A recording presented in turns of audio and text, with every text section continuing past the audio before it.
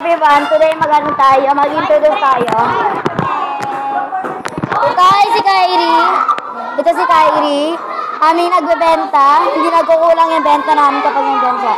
Ito ay si Elisa tapos si Jade. Ganyan talaga sila magkakapatid. Ito ang aking kapatid. Si Harley, na gusto manuntok. Ito ay si Nabales. Ito si Ima. Ay, this video! Ang napasad nyo!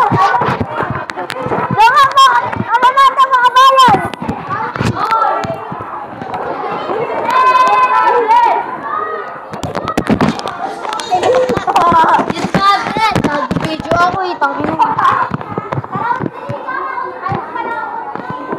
okay, don't mind that. Meron pa.